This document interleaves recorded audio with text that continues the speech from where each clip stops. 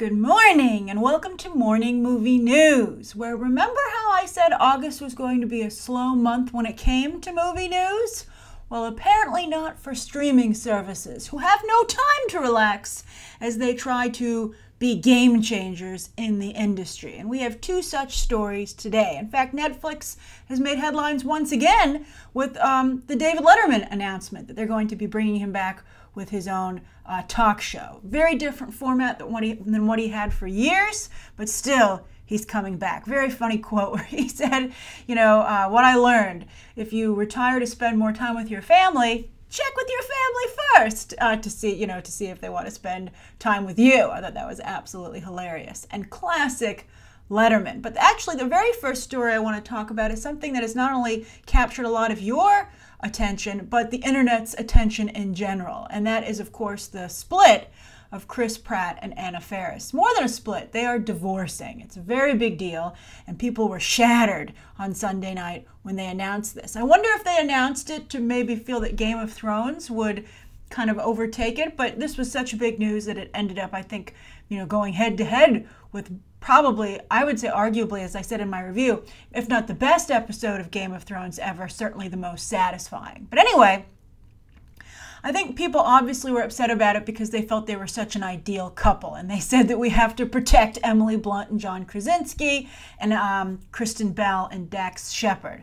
The Emily Blunt-John Krasinski relationship, I think, is a little bit of a closer match because of the power, the power dynamic, who's, one half of the couple is a little more successful than the other, and they both do the same thing.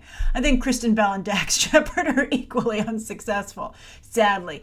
The family that Frozen pays for. But anyway, this Chris Pratt and Anna Faris situation, I hope that they're able to navigate it well, because it has the potential to really, I think, particularly hurt Chris Pratt's career. But so far, I think they've done a very nice respectful job handling it. But anyway, you might recall that there were rumors when Passengers came out that Chris Pratt had an affair with Jennifer Lawrence. And that was really embarrassing for Anna Faris. So I think that when this news came out, people weren't shocked, even though they were clearly upset about it. And I think that Jennifer Lawrence, I'm sure, is like, do not bring me into this situation. Who knows what actually happened? She has been involved with Darren Aronofsky for quite some time. But I think if you watch some of Jennifer Lawrence's interviews, she's very aggressive when it comes to guys. She's talked about that quite openly. I'm not saying she's a man stealer or anything like that, but who knows how she would feel if someone were to come to her and say, I'm in a really bad relationship and we're trying to make it work, but it isn't working. And Chris Pratt and Anna Faris referenced that in their split, saying, we've tried to make this work for quite some time and we just cannot. But Jennifer Lawrence does not need to be the other woman. There's already been a headline about that in the New York Post saying the internet blames Jennifer Lawrence for Chris Pratt and Anna Faris splitting up. And one of you actually had a pretty funny joke about the Mother trailer that debuted late last night, saying this will end when Chris Pratt wakes Jennifer Lawrence up from her nightmare. So the connection is already being made. Now, the next chapter in this, besides Jennifer Lawrence staying the heck out of it, is that Chris Pratt has to make sure this doesn't damage his image. Because I think that while, he's certainly become popular for being hot, but I think a really big part of what makes, there are a lot of hot guys, right? I'm sure they're like, why Chris Pratt and not me? Well, not only is Chris Pratt really funny, he also has an everyman nice guy quality. And he would lose that, I think, if people felt that he dumped Anna Faris so that he could be a movie star. And there's already been shades of that. I think when you hear him talk and he does interviews, when he isn't saying like super conservative things, like, being pro-hunting, etc. And that's also people are saying as a factor that he has become a born-again Christian. Not that there's anything wrong with that, but it's not who Anna Faris married. And, I think that's reasonable. People change, and it seems that Chris Pratt has changed considerably. Not only, though, religiously in terms of being conservative, but also, I think he wants to be a star, and he's quite bitter about how he was treated when he was not a star, and he was Mr. Anna Faris. So I'm sure there's some problem about, there's some, unresolved feelings about that chapter in his life. And I think now that it's like when people get married really young and then they feel they didn't have that chance to go out there and like be single, that's like, and that's kind of like, an excuse. I mean, if you choose to get married young, I don't think that's the fault of your spouse, and then they deserve to have something, to be disrespected or cheated on. But, it's just a cold, hard truth that maybe Chris Pratt is like, I didn't think I was going to become one of the biggest stars in the world, and I'd like to be free to enjoy it. But that's really an unlikable narrative, right? I mean, not a lot of people are going to be like, yeah, run free. Thankfully, in their statement, they were like, we really just want to protect our son Jack. He has two parents who love him very much, and I think that's really nice. But if I were Chris Pratt's management team, my advice to him would be, I would actually almost insist, because, his team gets their salary partially based on his success. Nobody has just one client. But still, I would say, please don't date anyone for at least a year, because it would make him look like he either left Faris for someone specific or that he was just like really eager to get out there, right? He's like, I'm not wasting any time. I'd be like, a year actually isn't that long. Just, focus on your son and making your movies, and just don't seem like a heel. We'll see what happens. I mean, Brad Pitt wasn't hurt for what happened between Jennifer Aniston and Angelina Jolie, but everybody shifted the blame onto Angelina Jolie, but everyone eventually got over that, It worked out for all parties involved, in fact, although Angelina Jolie would then try to do something again recently, as you heard, when she wanted to divorce Brad Pitt, and that actually ended up blowing up in her face. So it doesn't always work, and then, celebrities aren't always Teflon. And then Tom Cruise, of course, when he, filed for divorce from Nicole Kidman on the 10-year mark, right when their prenup was over, so bad, that created a huge amount of sympathy for her. It didn't really hurt Tom Cruise's career, but it actually ended up helping Nicole Kidman's career. People felt very sorry for her. Also, at the time, she had 2 hit movies come out, Moulin Rouge and The Others. Interestingly enough, I believe The Others was produced by Tom Cruise. So that really helped her career as well. It was a perfect storm of sympathy and good movies. And successful movies to boot. But we'll see what happens with Anna Faris's career. She has the ongoing sitcom Mom, steady paycheck, even though it's not something people really talk about. But I don't know what else she's going to do. Hopefully this gives her a shot in the arm, and she's like, I'm going to go back to focusing on my career. She made some really good movies for a while there when she was the more successful half of this couple, and I would love to see her get back into film. She has a book coming up with a foreword by Chris Pratt, and that's still, that doesn't seem to have changed, so maybe they might have to rewrite it a little bit. But I hope it works out for both of them, and I hope that they navigate it well. And I hope that they just grew apart as people, and that some of these less likable aspects to Chris Pratt are actually not true. All right, so anyway, that's the first story of the day. Now let's talk about this Netflix deal where they purchased Millarworld yesterday for an undisclosed sum. We know that Netflix likes to spend that money, even though it throws them into debt. But there's been some speculation that they purchased this so they wouldn't have to keep paying such exorbitant licensing fees to other companies that make the original shows that they air, right? They're like, no, we'll own this, so we just paid Mark Millar once, and then we just have to pay to make the shows, and then the rest will be profit. But anyway, they spun this beautifully yesterday. The PR department over at Netflix deserves a reward. They said they called Mark Millar the modern Stan Lee. I was like, whoa, that's amazing. And they also pointed out this was the 3rd publisher ever to be purchased by a studio after DC and then Marvel. That really sucks for Boom Studios because Fox only purchased a minority stake in that publisher. They're like, what? We have a minority stake purchase, but what is an outright purchase? So they can't get themselves into the same league. Boo! But anyway, it was also announced, by the way, on Monday that the Boom comic book that James Wan created is going to go to a movie, and that they hired Stranger Things, a female director off of Stranger Things to helm it. So that's great. So the Boom deal, actually, I don't think it actually, I mean, there's been a lot of headlines, but it hasn't actually generated anything. And I think that this Mark Millar acquisition by Netflix won't really generate any true headlines until it produces an actual project that's moving forward as well. It's not as exciting when everything's just like in development or an idea. But I do think that the Stan Lee comparison is appropriate because both are idea guys. They come up with really great ideas. And Millar, when you think about his legacy in comics, has come up with some of the most enduring ideas that have also really affected comic book movies. For instance, he did The Ultimates, which was very inspirational for the MCU. Also, it was his idea that Samuel L. Jackson should be Nick Fury. He did Civil War. He dreamed that up. I actually prefer his version of the story. And also Old Man Logan. And I prefer Hugh Jackman and James Mangold's version of that story. But that's really impressive stuff. And he was a consultant to Fox for quite some time. I don't know if he still can be with this deal. But look at also the comic books that he's done that have become their own properties, his own intellectual properties. Wanted, of course, brought us James McAvoy in one of his first breakout roles after The Lion, the Witch, and the Wardrobe. Kick-Ass. That started out great. Didn't end so well, but it started out fabulously. And then, of course, Kingsman started out really well and I think is only getting better. I'm very curious to see how that does in late September. It looks fabulous to me, but we'll see. Late September is a weird release date. I'm very curious to see how all the September movies fare in that traditionally sluggish month.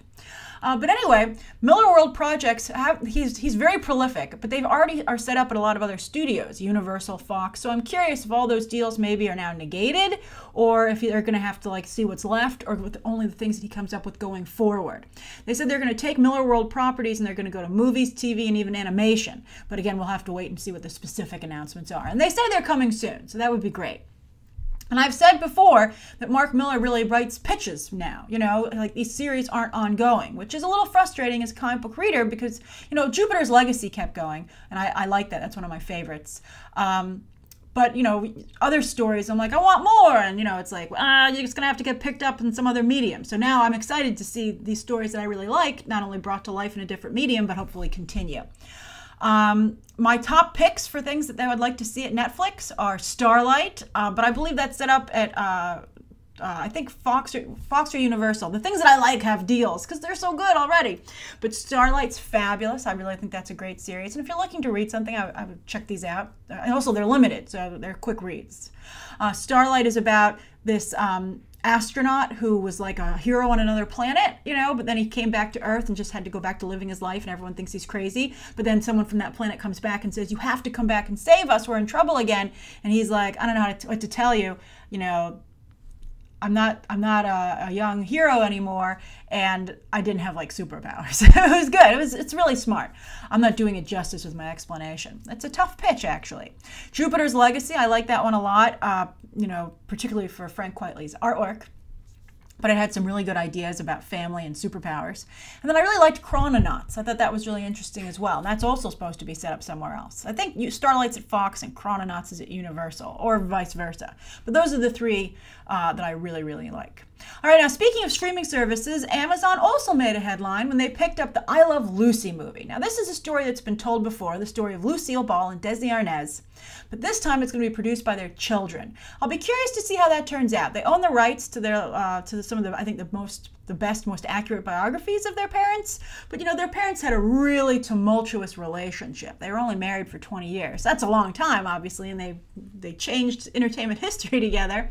But Desi Arnaz was a philanderer, and Lucille Ball maybe wasn't always the nicest she could be. I'm sure she was kind of upset about the philandering, but she was a tough customer.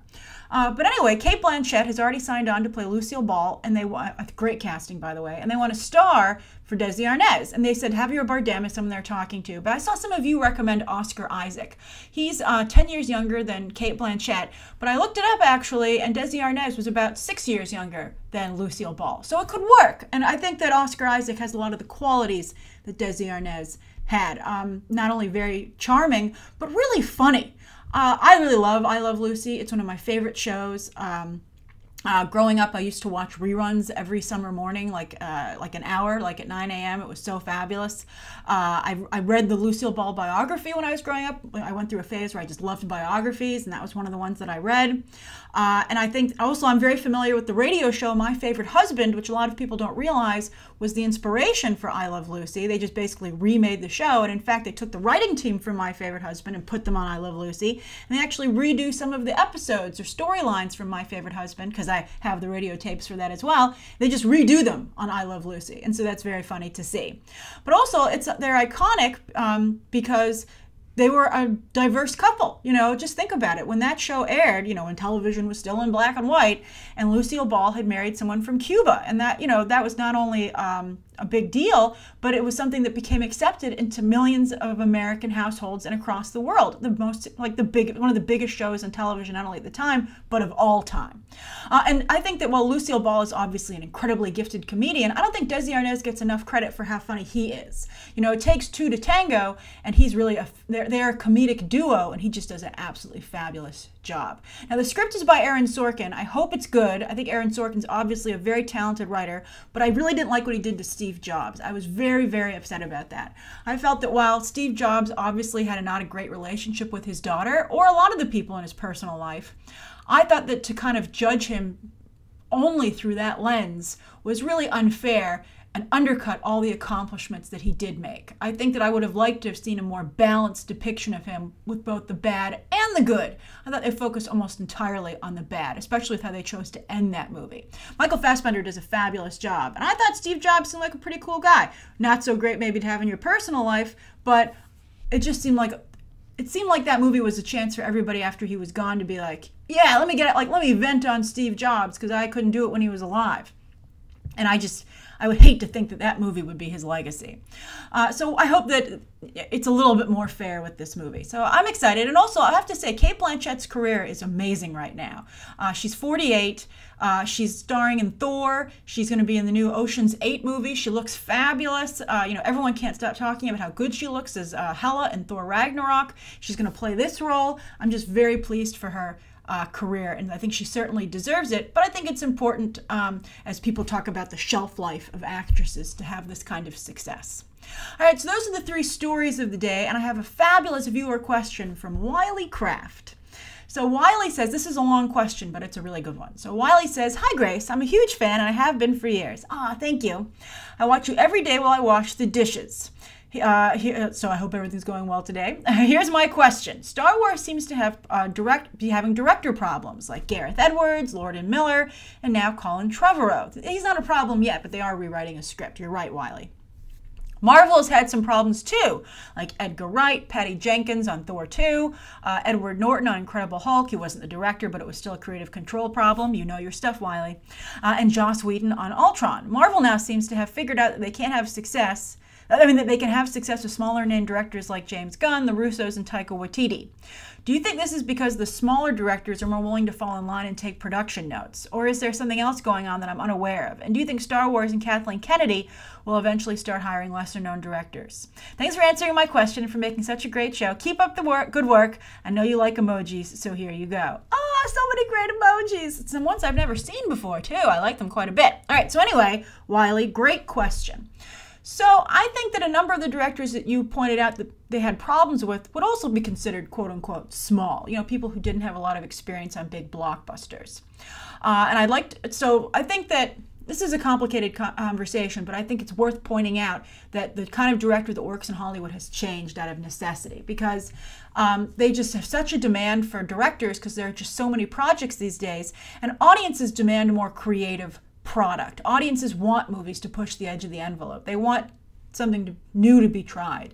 There's and also because television has gotten so good, there's more of a demand for quality. I think that just look at The Dark Tower. And also even Pirates of the Caribbean on Dead Men Tell No Tales.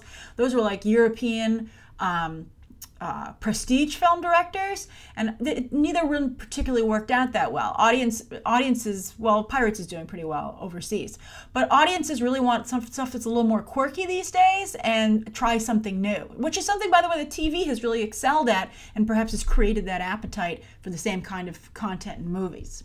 So that's why I think that Hollywood is going to these smaller directors, and to make their projects seem a little more exciting in what's a very competitive field. But the problem is that when you have quirky directors, they have quirky priorities and opinions, right? So it's really, I think, a roll of the dice. I think that nobody's figured out how to get a good director just yet. I think it's always a risk, especially when you're going for people who have different priorities than the studios do. Like, for instance, let's take Patty Jenkins. She couldn't make it work with Marvel, but she and DC got along great. Although, are they? Because now, where's the Wonder Woman 2 deal? Still hasn't been signed, even though a release date has been set and Comic-Con has come and gone. And also, she's really insistent on making this Black Dahlia TV show with Chris Pine and her husband for TNT. And then there's Taika Waititi, who's the director of one of the most anticipated movies of the year with Thor Ragnarok, one of the most watched trailers of all time. And what's he want to do next? He wants to do a half stop-motion animated movie for Netflix about Michael Jackson's monkey Bubbles. So it's like, what? So I think that, you know, a lot of these directors, you know, they don't want to become the next Christopher Nolan. They don't want to build these huge careers. And I think that that's hard for both studios and the audience to kind of understand, right? Especially, I think it's because these smaller projects they go on to do aren't that great. No one's like, oh, thank God you made that. You know, it changed my life. Everyone's like, like no one's like, yes, please make your Black Dahlia TV show. People, the fans are like, where's Wonder Woman 2? Why isn't that your priority? And Lord and Miller, for instance, just became a problem. And they've never made a big studio picture like this. They've always made like smaller, you know, quirkier films, you know, budget-wise. So that's just really a problem. And I think it's a toss-up as to what kind of quirky director you're going to get. Maybe they can figure out a way to vet them better in the interview process. But I think they really need to, you know, what's important is you need to get someone who understands, like that famous quote I tell you all the time, you make the best deal you can at the time that you make it. And I think that sometimes when you get somebody who hasn't had a lot of business experience or doesn't have an interest in the business of Hollywood, you know, and I know some of you don't have, you know, all the time you guys are like, I see quote comments like, why are you judging movies by their box office success? And it's like, that's how you judge a movie in a business-based industry, you know, that's really kind of like the bottom line. Also reviews and awards, but those of course are important because they will lead to more money later on. It's like, you didn't get it right this time, but this is a stepping stone to finally getting the money. But some directors just aren't into that, and they're never going to fit very well with the studio system and making those big pictures. And then also, what directors realize the long game versus the short game, right? Live to fight another day. And I think that, you know, of course, some directors recover. Patty Jenkins got Wonder Woman eventually. Edgar Wright made Baby Driver. He's a hot director again. Joss Whedon ended up in DC, fascinatingly enough, with Batgirl and, of course, helping to finish Justice League. So I think this isn't going to go anywhere. I think that, again, maybe, I think they're still going to have problems. I think Kathleen Kennedy is right to be tougher. And I think, come to think of it, I think that Kathleen Kennedy's firing Lord and Miller so close to the end of production and having Ron Howard come in and redo their movie will probably be a warning shot to other directors of how bad it can get. And I think she might have done the industry a great favor in that regard and been like, don't think that you're going to go and be a martyr, or I'm going to let you ruin my movie or take it away from me. I'm going to fight back really hard, and it's going to be very embarrassing for you. And so I think that maybe directors who would have been a problem beforehand, now after what happened to Lord and Miller, will be like, you know what? Maybe I should be aware of the best deal that I can get at the time, and maybe I should pay more attention to the long game versus the short game. I think that's really important. I think studio executives need to flex their muscles and be like, hey, at the end of the day, it's my property, and I'm the one writing the check. So don't forget that. As for Kathleen Kennedy, she makes a lot less movies than a place like Marvel does. So, like one a year. So she doesn't have to take the same risks that they do because they just, again, have so much content they're putting out. They need new directors right now. I think she can afford to be a little bit pickier. And after Lord and Miller, I think she will continue to be pickier, at least for a while. I'm starting to kind of like Kathleen Kennedy. That was a real boss move. I hope it works out. But either way, it was a really good move. I think that she did the right thing. All right, so that's today's morning movie news. Thank you so much for tuning in. Please write down below, I think, today's top 3 stories, Wiley's viewer question, anything you'd like to see covered tomorrow, any questions that you might have. Thanks for watching. Bye.